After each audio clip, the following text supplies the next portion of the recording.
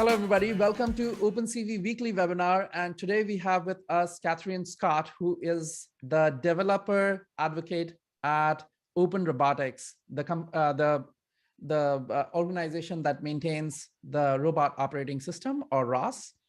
Welcome here, Catherine. Hi, it's nice to be back.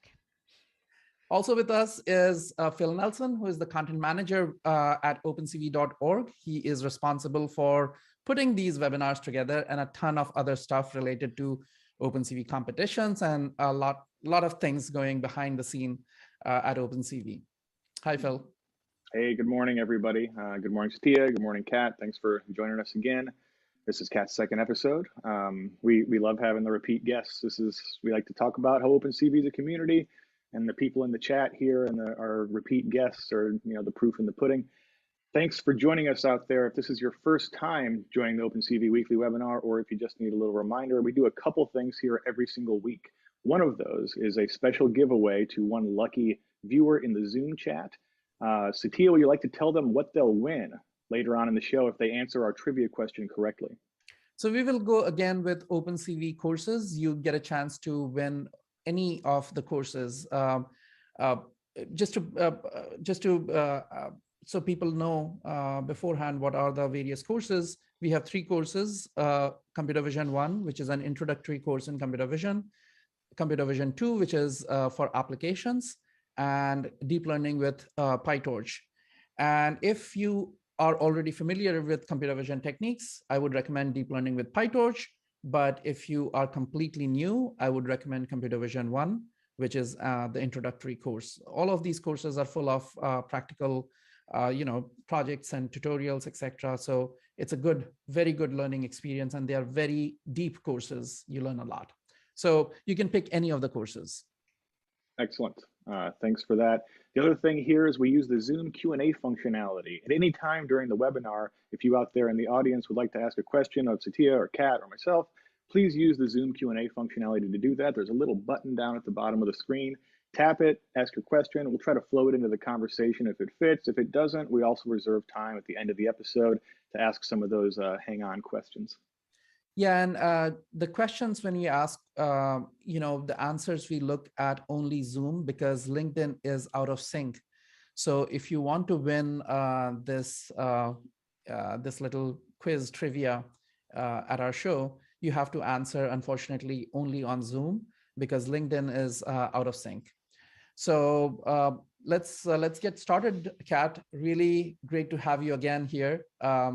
Take us through what's new at ROS. And also, how a little historical perspective on how ROS came to be, and also our relationship with OpenCV. Cool. Let me share my screen here, make sure everything's all set. Yeah. We got the sound share. Yep. Okay, cool. So as Satya said, I'm Catherine Scott. I'm the developer advocate over at an organization called Open Robotics. If you don't know Open Robotics, you may have heard of Open Source Robotics Foundation, OSRF. So Open Robotics is sort of the continuation of OSRF. Yeah, so I was on, I think 6 months ago, right? It was in June. So I figure last time I did the like full ROS history, what it is, how you use it, what's it do. So this time I'm like, let's do that real quick, and then I'll kind of talk about cool stuff going on, maybe debrief ROS World, a bunch of the computer vision talks that were there, and then talk about some cool, like some relevant, computer vision relevant projects and ROS packages that have come out in the past 6 months. So as I said, I was here in June of 2021. So if you want like a debrief on how ROS works, all the parts involved, how you use it, what's it good for, go see that webinar and then kind of come back to this one later on because I'm just going to talk about the new and interesting stuff.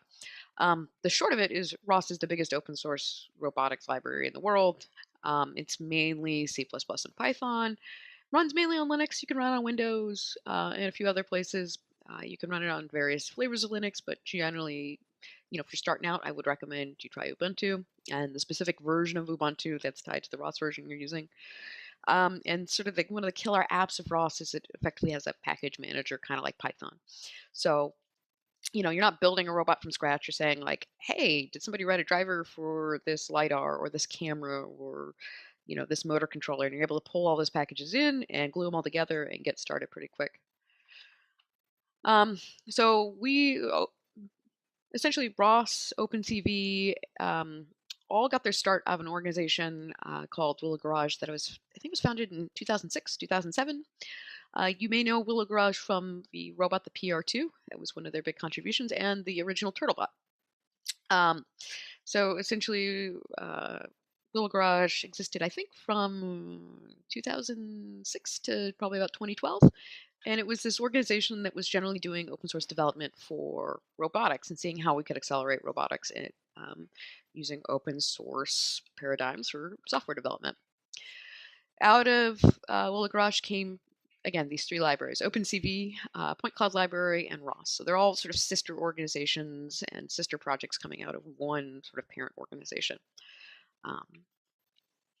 So if you're new to ROS, you've never heard of it, I actually, in the past couple months, we released a big video. Now, this is more geared to sort of decision makers and, business types to sort of explain what ROS is. But I figured we could go watch it real quick because it's brand new, it's kind of cool, and it cuts to the chase of what ROS is. So I'm going to cue this up. I think I have it open already. No, I don't. So let's give it a shot.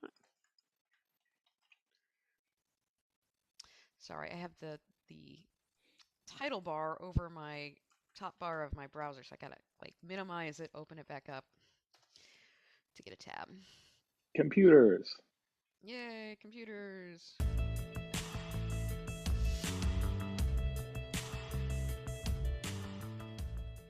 Building robots is difficult. Motors, sensors, software, and batteries must all work together seamlessly to perform a task. But there's a way to simplify the process.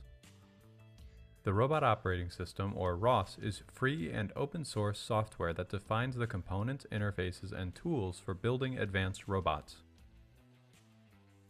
Most robots are made up of actuators, things that move, sensors, things that read the world, and control systems, or the robot's brain. ROS helps developers quickly build these components and then easily connect them using ROS tools called topics and messages. These messages can be recorded using ROS bag files or logs for easy testing, training, and quality assurance. Messages can be easily sent to a variety of visualization and teleoperation tools. With ROS, you can work with a simulated robot instead of the real thing, which some call a digital twin. This also makes testing and training easier and more effective. ROS supports hardware interfaces for many common robot components like cameras, LiDAR, and motor controllers. ROS's modular architecture allows developers to build robots free from vendor lock-in or licensing fees. ROS can also work with just about any component. Anything that has a software interface is fair game.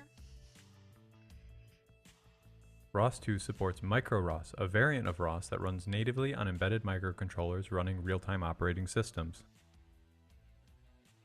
ROS's framework of common tools for robot development allows you to focus on addressing your problem, not on reinventing the wheel. This is why hundreds of companies, from small startups to Fortune 500 organizations, academic research labs, and government agencies, choose ROS as their robot development platform, and have downloaded over 500 million ROS packages in 2020 alone.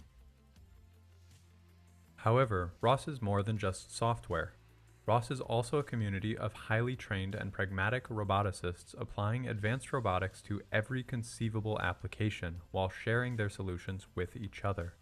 When you choose ROS, you're tapping into a worldwide talent pool, community resources, and an ever-growing ensemble of services built on top of ROS. These services include logging and diagnostics, fleet management, deep learning data collection, testing, and quality assurance, and a whole lot more. The ROS community is now tackling every robotics market, including agriculture, factory logistics, autonomous vehicles, service robotics, food preparation, heavy industry, drones, planetary exploration, and so much more. This community is supported by the ROS Technical Steering Committee. These organizations use ROS to build better code faster, hire talented developers, and accelerate their time to market. To learn more about ROS and how it can be used to develop your robot, visit ros.org. All right, so I bored you with the marketing video, but hopefully it explains things fairly clearly. I know it doesn't get down in the nitty-gritty of software, but you guys can go to the website, which is, again, ros.org. We just did a fairly big refresh, so you should be able to get started there, and it'll kind of start pointing you to all the different places that you need to go to sort of learn about ROS and learn about the different components of ROS. So let's talk about ROS and what's going on. So every year ROS releases a new version of ROS. We're constantly developing it. We have what's called in ROS 2, which is the active development version of ROS. We have a version called Rolling Ridley, which is kind of new to ROS. It's a rolling release. So it's just kind of every week we release new and updated code. And when we want to do a longer term release, we just sort of take that release, snapshot it, and release it to the community, and then do periodic updates. And so that release process actually has two components. There's the taking the rolling release and taking a snapshot, and then ROS 2 is built on basically what we call a ROS middleware layer, an RMW. So that's the glue code that actually moves all of the data and information between the ROS nodes and the processes that are running in ROS. And so we take those two things, we figure out which RMW we're going to support, and we push it down with with the rolling release, and we create the final release. So this one's going to be called Humble Hawksbill. We don't have a graphic for it yet, so these are some photos of hawksbill turtles I took on vacation. But that should be coming out on May 23rd. This is a very, very big ROS 2 release. So this is basically the second big ROS 2 release, and it'll be supported until 2027. And so we're hoping that it's a good time for people to move over from ROS 1 to ROS 2. If you're interested in this process, we just wrapped up the RMW selection. So if you're interested in how the glue code between basically ROS processes works and how it performs, because there's various vendors, you can actually check out this report here and get an idea of like how performant ROS is, or how performant the RMW layers are underneath of ROS, and generally people's feelings about them and how they're performing.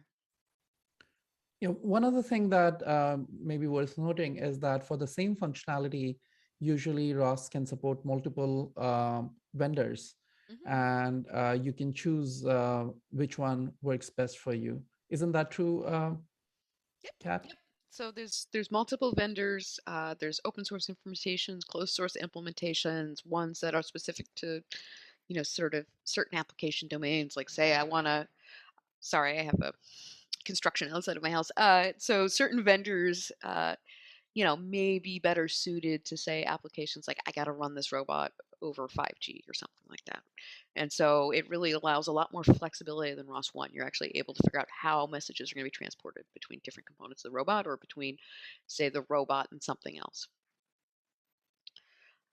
So not only does Open Robotics make ROS, we also make a simulator that's often used with ROS. So the simulator, if you don't know, it's kind of like a giant video game with built-in, but with like much, much higher precision physics.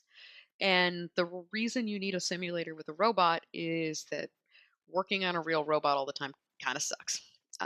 Say you're like, I don't know, example would be, hey, I'm making a vacuum robot. If you're making a vacuum robot and you have to test it, you're only testing it in, your bedroom, you're out there, or like your office or whatever, you're throwing dirt on the floor, you're running it.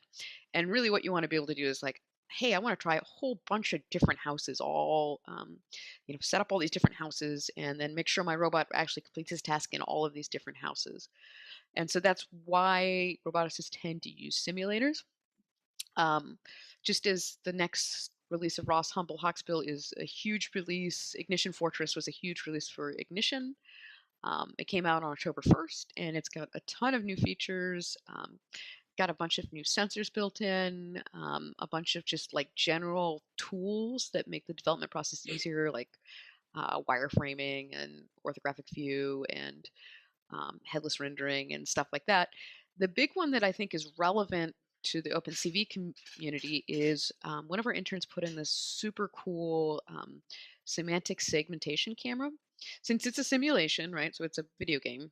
Right. You drop like a, you're going to go set up your space. So let's take that house example. Let's say, you're building a house, you're going to drop a couch and a chair and a floor lamp, and you're going to drop those all in your environment. Well, you know what they are, so you can render them out as like a semantic segmentation or labeled semantic segmentation data. And then you can use that synthetic data to go and train your robot, or at least train it on the synthetic data to see how it might perform in the real world. There's always a little bit of a gap between doing something in the simulation or a video game and doing it out in the real world, but you can work out all the kinks in the process, sort of like validate that your ideas are roughly correct. And Ignition has a weekly webinar or monthly webinar kind of like this. And so sometimes we demo new features. So I went and grabbed a couple seconds of like this feature, the demo of this feature. Okay, thanks, Luis. The segmentation sensor is about providing an easy way to generate data sets from Ignition simulation data so that people can use it to generate the data sets and train their deep learning models for computer vision applications. So one of the sensors is a segmentation sensor, which provides a segmentation maps, which an image So just for some context here, up here there you can see the robot moving around, and then you can't see its view; it's occluded by the tree for whatever reason. But you can see the map that's coming out and being generated for that robot's view of the simulation. Where objects with the same label will have the same color. For example, in this map, the chairs will have the same label, so that all of them will have the same color. That is a semantic segmentation, and same as for tables, same as for trees, and people can give a label to that object through the SDF model. The sensor will publish the segmentation maps through Ignition Transport, so that we can access it via image display. And it provides two types of maps. One of them is the colored map, which is for visualization. The second one is the labeled map, which is shown right here. All right, I'm gonna pause that. So what's cool about this, right, is generally every time I've been doing computer vision work, the hardest thing, the most expensive, the most tedious task is getting labeled semantic segmentation data. It's just, it's a ton of work. It's really expensive if you farm it out. It's not a wonderful process. But if you're a student, if you're, somebody who's starting a company and just wants to have like a proof of concept, you're just sort of messing around in your free time, free data, right? You set up your environment, you go get a bunch of models, you drop them in there, and you've actually created your own data set. You get to go through the process of learning like how you clean up that data set. So I think this is an amazing, amazing new feature that's worth checking out. And I'd like to point out that Ignition Fortress sounds like an awesome Scandinavian black metal band. I think we all appreciate that. Join us this coming Thursday for Ignition Fortress. The segmentation camera is also very interesting because OpenCV AI Kit, Oak, they can be used as a segmentation camera. They are capable of running any neural network on the device as long as the memory requirements are satisfied and the speed is adequate. Semantic segmentation is one of the things that people can do on Oak as well. So when Oak is used with ROS, and as you know, I saw the video where Oak was also there. In the previous video, we could see Oak in the promo video. So Oak is compatible with ROS, and people who want to use Oak as a semantic segmentation camera can use it as well. So it ties in nicely with the whole idea.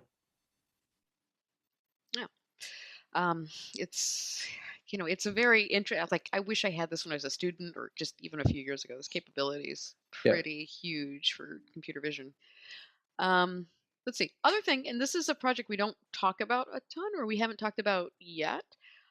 So Open Robotics has two offices. One is here in California in Silicon Valley. The other one is in Singapore. And we do a lot of work at the Singapore office with, like, say, the we have a lot of customers there, but we also work with, say, the big general hospital in Singapore. And the focus mainly at that office, one of the big things that they've been working on is this thing that we're calling OpenRMF. And essentially what OpenRMF is that you have all these fleets of robots, right? People are now having more, and RMF stands for Robotics Middleware Framework. I know it's not a very glamorous name, and it's probably not even all that descriptive. But what happens in these situations, say like a hospital or, I don't know, a fulfillment facility or something like that, is that you end up, we're quickly moving past the point where people have one robot doing work. Like even in my house now, we have the mopping robot and the vacuuming robot. The problem is that the mopping robot and the vacuuming robot don't really talk to each other, right? They can both like push go, and they'll start like, you kind of want to sweep before you mop, but they don't know that. So they're, I might mop and then try to go sweep up afterwards. It just doesn't work. You need somebody to tell the robots when to do what they need to do, and then also deconflict resources between them. So, for example, say you're in a tall building, right? Like a 20-story building, and robots need to go from the first floor to the third floor to go do a task. You have a gopher robot. Those robots need to be able to interact with the infrastructure of the building itself. Like if a robot can't, interact with the infrastructure, with like say the elevator, it can't push a button, it can't communicate with the elevator, you really can't get them off different floors. So what RMF does is it sort of does all of these inter-robot and robot to infrastructure communications for you. Another big thing that we've added recently is, robots don't have the same social constructs as humans, so they may not always, bear to the right when they're going down a cramped hallway. And you need a way to tell robots, hey, if you're going down this hallway, I need you to go to the right. And then I also, say you're in a situation like a hospital where there's high priority robots moving medication and there's low priority robots, cleaning the floors. The low priority robots need to yield to the higher priority robots. And sort of RMF is built to address all of these sort of meta robot problems. Other cool things that happened this year, we started a podcast at Open Robotics. It's called Since Think Act Podcast. And it comes from my coworker, Audro. So about once every other week, Audro, there's all of these great ROS companies. And you don't really you hear about the robotics company maybe in the abstract, but you don't actually get to talk to roboticists in these companies about what they're doing, what it really looks like on the ground, and how they get stuff done. So we created the podcast to have people in, talk about how they're using ROS and how it impacts sort of their development process. Yeah, whenever people hear about robotics, it's straight away to Boston Dynamics. Well, there's a lot more companies in Boston Dynamics. Exactly. We're always looking for guests, and you can have a listen at sincethinkact.com. Other big thing that's happened in the past year. Did I get the video? Okay, it's there.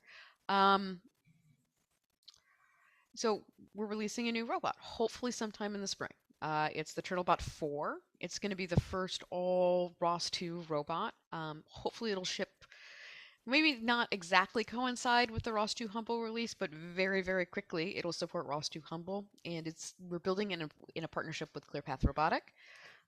It's basically going to run ROS from the ground up, including the iRobot mobile base. That's this component down here. We're thinking it's going to be roughly Q2 of this year, but we're still, finalizing the date and finalizing the bill of materials that are going to be on there and the price. I'll show you guys a couple of these. We don't have to touch this.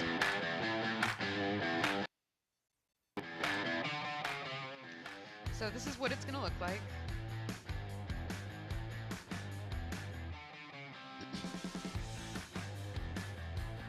And generally TurtleBots are geared towards, I have a single floor, with a hard floor, and I want the robots to move around, be able to map, be able to do plan, to do recognition, maybe some more advanced tasks about moving material from one place to another. Has anybody built a Dalek shell for it yet? I'm pretty sure they have. We kind of, when we were designing it, actually, one of the big things, one of the big asks was, can we get the shell such that there's mount points that you can cover it? It's one thing we have seen fairly frequently. Um, What's the maximum weight on that thing? Because I definitely want to ride it. I think I think you're too heavy. I don't know off the You top don't of my know head. me. Oh, let's see here. So the other thing, and this isn't the greatest image, but the other thing that we're doing with this robot is that we're really pushing towards simulation first, which is to say everything that is going to, function on the robot is also going to be available in simulation. All of Wow. the educational materials will hopefully toggle between simulation and real. So what this gives you is not only like I can sit at my desk, work on my robot, go in the other room where the robot is and actually deploy code, but the hope here is that, robots are expensive, they're out of reach for a lot of people. And that there's only so much we can do. We can build a cheaper robot, but it won't be as functional as it needs to be to do the job. But what we can do is provide everyone with free simulation. So if you want to be in a position to learn ROS, to get familiar with all of the functionality and topics that kind of are related to robotics, all you need is a computer. You don't need the robot. You can sit down in simulation and it's going to behave mostly the same as the real robot. So I'm really excited about this. I think it's going to be great to be able to like go into a classroom, have everyone have a simulation, and then they can sort of split one or two robots in their free time to go and see if their code actually works. So this will also be simultaneously released with the Turtlebot? Should be, yeah. We're still ironing out some of those details now, but it should be about the same time, if not sooner. That's awesome.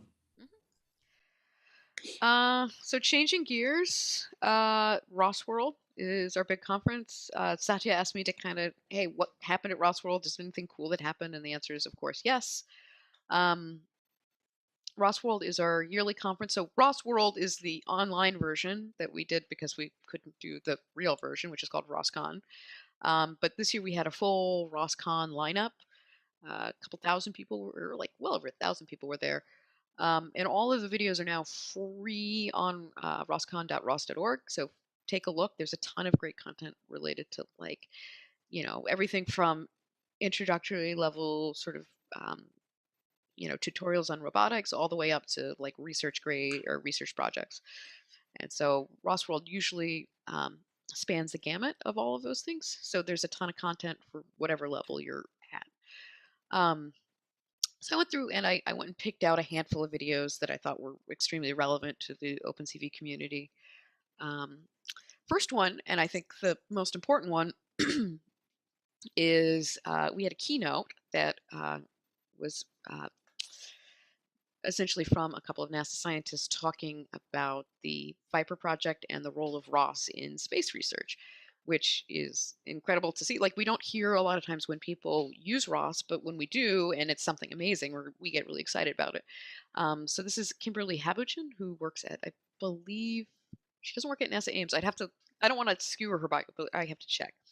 But one of the keynotes is basically talking about the role that ROS is starting to play in space research.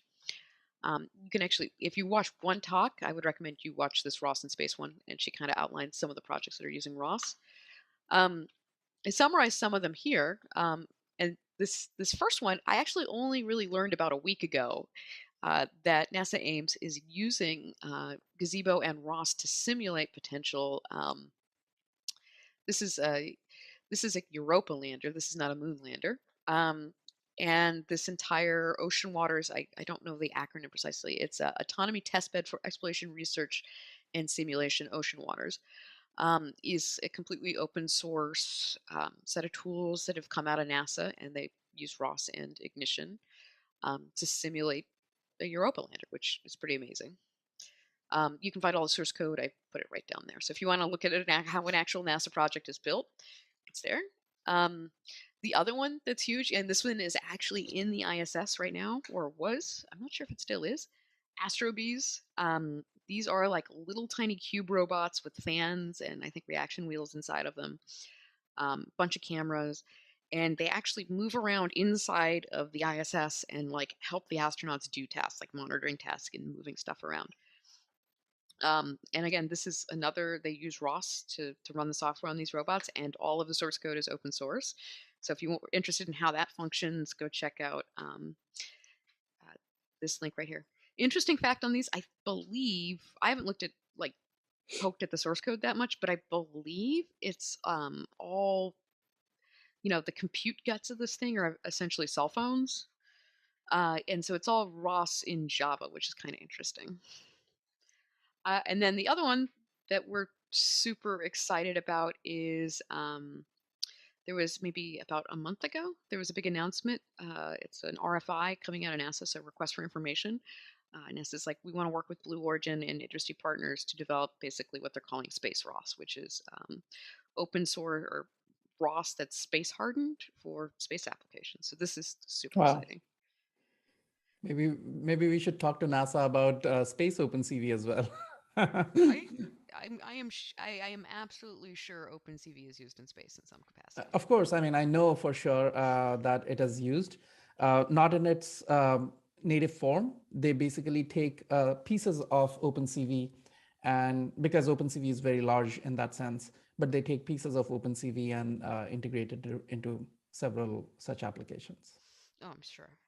And maybe on the ground too. Who knows? Maybe the maybe Hubble images were processed using OpenCV. Okay, so let's cut to a couple talks.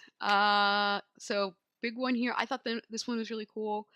It's basically multi-sensor. It's a multi-sensor alignment package. And it's by this gentleman named Charles Ellison. This one's worth checking out if you're interested in LiDAR applications. So what happens is, right, you have to, when you have a self-driving vehicle or a robot, you may have multiple, if you like see them driving around San Francisco, right? They have like 5 LiDARs and 5 cameras sitting all over the vehicle. And to make it all work, you need to know exactly where they're positioned on the vehicle, and you need to align their readings such that they overlap, right? You need the sensors to overlap so you don't have any loss of, you can see all the way around you. And so this is a pain, right? It could be a guess and check sort of situation. So what this gentleman's done is he's made a ROS package. Ideally, this would be zeros, just all 0 unit vector. Goes and takes these individual readings and can actually bring them into alignment. I think he's using ICP to do this. And the alignment process running on a live robot. It's a recording, but this was from our live robot. So we've started up. We can see in blue is the reference sensor, in red is the misaligned. This will publish the green, and so that we can see that we actually like the alignments that it's finding, and it's publishing to the screen those alignments. Now we go and run a service call, which then takes those alignments and pushes it to the alignment publisher node. You can see that everything's and so just now we lined have up there, which I thought this was really just very which practical, then takes those alignments and pushes it bit of code, right? Like we see all these fancy papers all the time, but something like this, if you're actually out in the field, will save your life. Extrinsic calibration is, I mean, there are whole companies that these are the problem they solve. Yeah, definitely. Tanagram for sure. Yeah. Yeah. Let's see. I think I saw him in the chat. This is not his work at Open Robotics, but this was my intern last summer. This is Patrick. So Patrick's, and I don't want to butcher it, so Patrick's here. I will butcher this, but this ROSCon talk essentially it's called Towards Assured Autonomy with ROS. And so what Patrick does is essentially, and I'm really roughly summarizing here, you have a neural net, and then you have that is going to tell you how to drive a vehicle. And then you have a model that says, is the thing that this neural net is going to tell me to do, is it is it logical? Am I going to crash if I do this? And it's basically taking these two parts, the sort of model that constrains behavior so you don't crash into something, and the neural net model that is generally good at driving, and puts them together in a way that hopefully guarantees some safety in the system. Then you allow the inexperienced student to drive. So the idea here is to switch between a machine learning-based controller and a fallback strategy when we identify that an unsafe situation is imminent. And the way this is done in this architecture is that during each control period, we take the action issued by your controller, and you derive a set where describing where the system would be if this control action were to be used, through a technique called reachability analysis again, that comes with the benefit of provable guarantees of safety and a capacity to deal with uncertainty. And this reachable set is then used to check for collisions within your environment. If none are detected, then you can continue to use this component. And if not, then you can switch to the one that may not be optimized for performance, but can guarantee you safety. And so I think this is really interesting, important work, right? Because we have all these autonomous vehicles now, and people, one of the most terrifying things I've heard is, hey, I'm going to go put this neural net on a vehicle that says, does driving, does full self-driving. And I may not have any, guarantees on the fact that it won't go and hit a pylon, or it'll like randomly veer off a course. And so you do want some constraints on the vehicle before it does something that's dangerous. So I think this is really, really important and really, really interesting work of marrying both the safety and sort of the flexibility of deep learning. Let's see, another talk. NVIDIA was visiting for ROS World, and they had a great talk on using IsaacSim for synthetic data generation. Very similar to the stuff we talked about earlier. So IsaacSim is another simulation platform, kind of like Ignition, and they went and did a really quick demo of essentially what I showed you earlier, right? Which is create this complex environment. There's lots of different components, and then being able to use those simulated components to build various kinds of semantic labeling for deep learning. I think I have a demo here. Oh, no, I didn't actually pull up the demo. Are some of these packages built on top of tools like Unity 3D, or they are completely separate?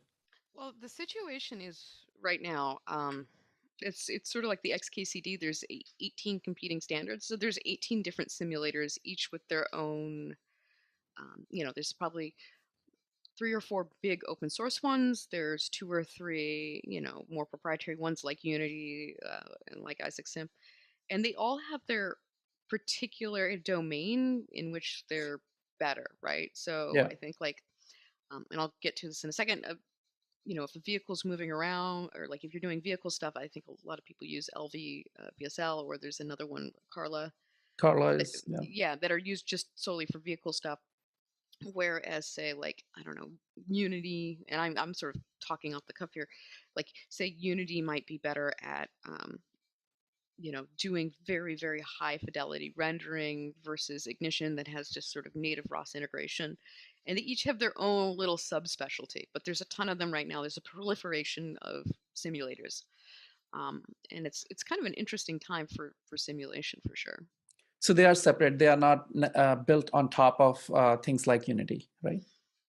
Yeah, Unity itself is kind of, I think more what's happening in that case, right, is that people are adding on modules that sort of bring capabilities that would enable robotics versus building on top of. Right. Okay, so this ROSCon talk, when I got to see this maybe 8 weeks before ROSCon, it was jaw-droppingly good and amazing. And it turns out I actually met his co-founder of this company at ROSCon in 2016 or 2015, and they had just started the company and were in a basement in Boston working on this thing quietly for 4 or 5 years, and then to see the result of it, wow, it was quite amazing. So this is a startup called it's a product called Corvus One. And this should give you a good demo of what they do. Or I guess it is Corvus Robotics. So this is their drone that's specifically tailored towards warehouse logistics. So you can see multiple cameras, things taking off autonomously, mapping the entire warehouse, returning to dock and charging, and doing inventory. And this is incredibly difficult to do. Right.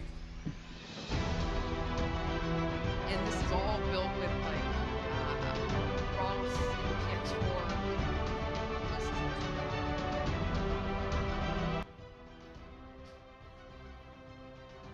And so you can see a quick rendering of sort of the survey environment. Anyway, amazing talk. He sort of outlines that whole multi-year process of getting this thing working, all the components in there. Wow. Very, very interesting talk. Very, very interesting company and very wonderful people. So that was probably one of my favorites at ROSCon. Last one. So we do, if you're not in for doing a big ROSCon talk, we do lightning talks too. And I thought this lightning talk was so good. It is like 90 seconds, and it's about a topic called visual teach and repeat out of a research lab at the University of Toronto. And this is actually relevant to some of the space stuff and NASA stuff. A big topic in robotics research is navigation and mapping in GPS denied areas, right? So a lot of these military applications, they're like GPS won't exist in that case. You can't use it. You have to be able to navigate without it. And then if you're, obviously exploring another planet or a moon, we don't have a GPS system set up on that planet. So you need a way to navigate without it. And this is a technique of essentially you take a robot out, you walk it around, and it builds a map on the fly and is able to re-navigate it. And I thought it was just a really well done short talk. In the short presentation, I'd like to introduce one of our recent projects, VTR3, that brings visual teach and repeat into ROS2.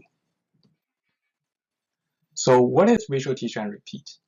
In short, visual teach and repeat, or VTNR, is an end-to-end navigation framework for long-range and long-term path following in unstructured environments using only vision. With VTNR, the robot requires only a single demonstration of the path to follow, and is then able to repeat this path indefinitely across significant environment changes. And it's all achieved using just one camera, one laptop, and there's no GPS involved. Wow. So far, we have been working on VTNR for quite a few years and have successfully deployed VTNR on many ground and aerial vehicles. And I believe However, this won't be the whole story. They have a ROS package, so this is just something you can try to use. I'm sure it requires a little bit of tuning and such, but I mean, the fact that this is a thing that's just being built that is open and free to use is amazing. That's great.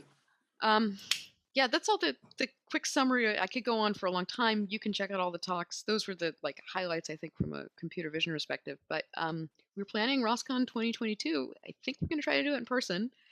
It's supposed to be the second to last week of October, and this year, so we alternate when we have ROSCons. We alternate between Europe, America, and Asia. So, in theory, this year is going to be in Kyoto. Hopefully, it's happening. We're starting to plan it. So if you're interested in submitting a talk or attending, just kind of watch roscon.ros.org. Always wanted to visit Japan, hint, hint. I demand you guys come visit. Cat demanded it. I guess we're going to have to. So new and noteworthy. So I figured I just run down. So I write a weekly summary of ROS news and, administer the forums and so forth. So I generally get to see all the cool stuff that's coming out. I figured I'd point out a few other things that I think are kind of relevant to OpenCV here. We got 15 minutes left. Okay. Yeah, should be cool. I'll speed it up a little bit. So first big one is we are Open Robotics has been working with NVIDIA. So we were approached by NVIDIA to work on improving sort of the speed at which ROS does certain tasks, or see if they could be accelerated with NVIDIA hardware. And we're, for what it's worth, we're doing this in a very abstract process. It's not necessarily always NVIDIA. But the hope here is that, there should be hooks in the future, fairly soon here, where certain ROS calls can be accelerated with NVIDIA hardware. So things like, in particular, computer vision tasks, some of the path planning tasks could all be accelerated on that hardware and run a lot faster. So this is a big project for us. You can find more information at NVIDIA. And I don't, ROS is sort of vendor neutral in terms of implementation. So there are other hardware vendors doing this. Xilinx has been doing a ton of work with our hardware acceleration working group in this domain as well. So it's not just, one vendor. I think we've been roughly approached by most of the big chip vendors on how do we end up making ROS faster for this set of hardware, which I think is a big big thing for us. It's Yeah. and I'm sure you guys have seen this too now, where Yeah. it's like, oh, everyone's using this. Let's actually make it fast for the end user, which I think is amazing. Right. And every hardware, I mean, it's not for specific vendors, but you still need to do things for specific vendors because they may have specialized hardware. And if the hardware is popular, like NVIDIA's, GPUs, etc., then you have to mimic the same functions in many different hardware, right? So if you look at even OpenCV source code, you will see that there are the same function is implemented in many different ways for specific hardware. And the challenge there is to make sure that all the results are the same when these optimizations are done, right? So it's a non-trivial amount of work to do this, but if it works seamlessly for the user, it is such a big boost. So they don't have to do anything transparently. It figures out, whether it needs to use the GPU. If, let's say, if CUDA is installed and they are using NVIDIA GPU, the same function can run on the GPU and give a boost without even the user doing anything extra. So that's a great initiative. That's a great initiative. Yeah, it's kind of pretty exciting to see things speed up so much. Big project just wrapped up, and so disclaimer, I don't speak on behalf of DARPA. I'm not a representative of DARPA, but the DARPA Sub-T Challenge just wrapped up. If you're not familiar with this, this has like been a multi-year huge robotics competition. Essentially, DARPA takes these robots underground into these very dark, dingy, scary environments like caves, mines, abandoned subways, that kind of thing, and has them complete tasks like finding different objects. And it's a big, huge robotics competition. It actually had both a simulation component, doing that exact same process in a very high fidelity simulation world, and then in the real world as well. And so this just wrapped up. Tons of robots, tons of different approaches, lots of really cool code. It's worth checking out both the DARPA broadcast, and I think we're at the point now where a lot of the competitors are kind of doing their their postmortems on the event, and it's just a really, really interesting way to see how like these robots get built, how people program them, how different strategies panned out. If you're interested just in how this, different physically they are is really interesting to me. There's a lot of different ideas there, and it's very cool to see. oh, I didn't put there's one, I didn't put it in here. It is the crowd favorite. When I went to go, right before the pandemic started, I went to one of the competitions, and one of the teams actually used the blimp, like one of these, like, A dirigible? A dirigible, yes. It was an autonomous dirigible, which I thought was kind of cool. It's a crowd That's favorite. awesome. Yeah. If you want to give this code a try, we actually have a full set of tutorials where you can use that exact same simulation environment and replica robots to actually traverse an area and see how well you can perform the task. And that's down here. That's great. Definitely a great learning opportunity if you want to learn about ROS. Other stuff going on. As of, I think this was last Thursday? No, it's last Friday. CES, big consumer electronics show in Vegas. One of the cool things that was going on there is there's this thing going on called the Indy Autonomous Challenge. It's a bunch of college students essentially racing. I think they're one step down from like the professional Indy cars, but they're all instrumented with, all your Velodynes, all your cameras, all your radars, and a bunch of student teams from various universities. I think like, TUM and University of Munich and Virginia Tech and a few other teams made it to this final round, and they all get to deploy their own code to one of these vehicles and try to have them race around Las Vegas Motor Speedway. I think most of the vehicles run ROS2 and AutoWare, and they're going in excess of like 100. I think the top speed I saw there was like 175 miles per hour.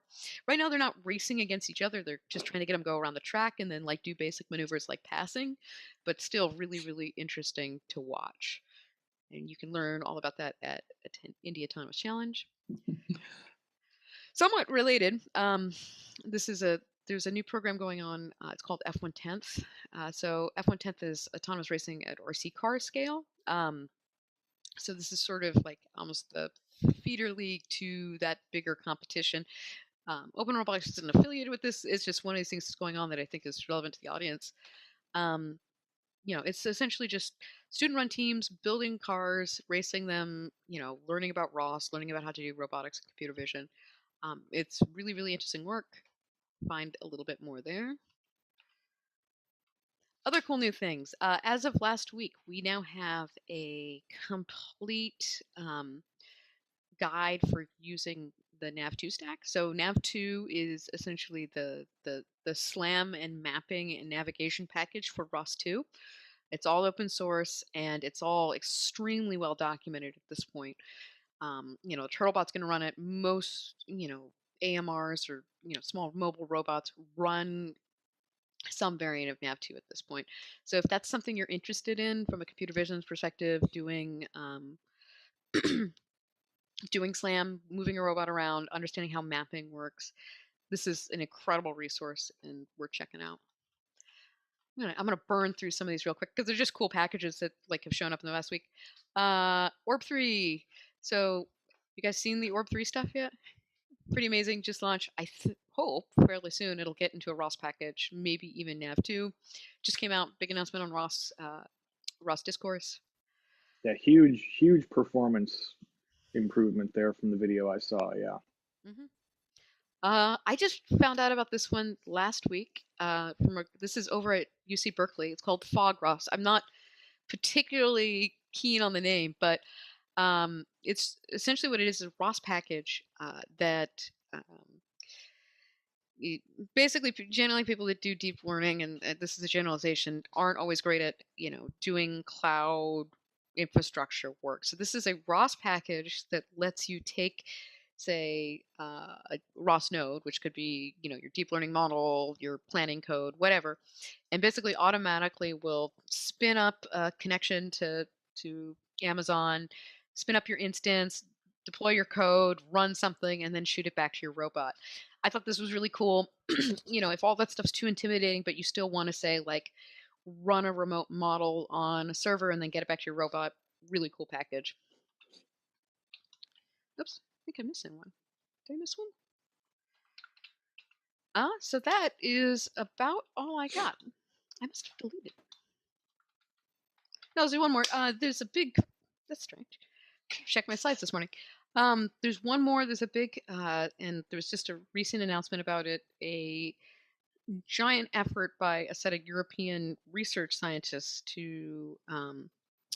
It's called Open Deep Robotics, and it is essentially a set of deep learning tools plus ROS deployment code for doing general deep learning tasks in ROS. And it's a collaboration between I think 6 to 8 universities in Europe.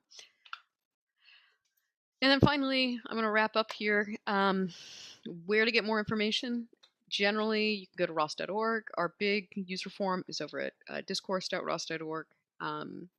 If you're trying to get started with ROS, docs.ros.org is your best friend. And then finally, answers.ros.org. If you have any questions, we have our own Q&A forum. It's kind of like Stack Overflow, but you'll get a hold of the core devs really quickly, and that's a great way to get your questions answered. So that's what I got. Questions, comments, concerns? Awesome. Yeah, thanks. Yeah, thanks, Kat. Yeah, so we'll do our trivia question real quick, and then we'll take some questions from the audience. I don't know if you have to run immediately, or if you can stick around a little bit after our 10 o'clock end time and answer a couple. Okay, great. So first, we're going to ask a trivia question. Those of you joining us on Zoom will be able to answer this question in the chat window. The first person to answer the question correctly will win. Will you tell them what they'll win, Satya? They will win one of the OpenCV courses of their choice, and the choices are Computer Vision 1, an introductory course in Computer Vision 2, which is about applications in Computer Vision, and Deep Learning with PyTorch, which is an introductory course in deep learning. Great. Yep, and you'll have your pick of those awesome courses. We've been seeing a bunch of great responses for those. A lot of people even got them over the holidays here, investing in their futures and careers. It's always a smart move. So get ready to answer our trivia question for this week. Again, in the Zoom chat, and the first person wins one of those courses. Earlier, Cat showed their new TurtleBot in a simulation environment that's been used a lot for over a decade now. What is the name of that simulation environment? I see Varunjith. The answer is Gazebo. Well played. It's a new one. We didn't even have to discount one of our common question answerers this time. Partha didn't get it. So please send me one email to phil@opencv.org, and we will make sure that you get the course of your choice. All right, now we are open to questions. Yeah, so I've got a bunch of them here. I'm gonna pick one. Kay would like to know, how is Kat, can you talk a little more about how the environments are being created for these simulation first robots? Yeah, I mean, it's the same way that you build a video game, right? I mean, there's new tools, right, for doing this stuff, or they're not new anymore, really. So, like, take for example the DARPA Sub-T stuff. They actually went out and like did photogrammetry scans of like some of these caves and did a full 3D reconstruction, so that raw data comes into us. This is actually one of the services Open Robotics offers, is that, you know, we got all these models, we got sort of a list of what the environment should look like, and so we went and built the models, built the environment, and dropped everything in there. So it's still a very bespoke process. It's not like something that just is automatic. You have to go and, you know, either if you want to do like something that's very realistic, you have to go scan the object or recreate it. You know, you can do other things where it's just like there's totally, you know, 3D stores where you can grab like, I need a table and I need some books, and I can drop them all in there. So it's some combination of those approaches is making it happen. Great, thanks for that. David would like to know, so you mentioned that ROS World or ROSCon this year is meant to be in person. Will there be a virtual, you know, version of the event as well for folks who can't make it to Kyoto? It really is going to depend on what the situation is. I mean, if it's with regular ROSCon, what we normally do is that we have a live stream, so that will always be available if we're having a live event. You know, if something were to come up, if we couldn't get to Japan or travel were restricted, I'm sure we'd pivot like we've done in the past. But generally, if we're having an in-person event, the most we're going to offer is a live stream, so you can watch everything. Videos are always going to be posted for free, you know, a couple weeks afterwards as well. Excellent. Got a couple more here. Some people have asked about the embedded microcontrollers and the even some of the dedicated, you know, robot-focused platforms like NVIDIA Jetson, of course, is one of those. Raspberry Pi. A couple of folks have also asked about some of the smaller and like lower power devices like Arduino or those sorts of devices. Is there any way that ROS works on even those lower calorie devices, like sub Raspberry Pi compute power stuff? So so there's some caveats here. With ROS2, which is generally what I'd recommend that you learn. If you're new to ROS2, there is something called micro ROS, which is a scaled down subset of ROS that runs on a microcontroller.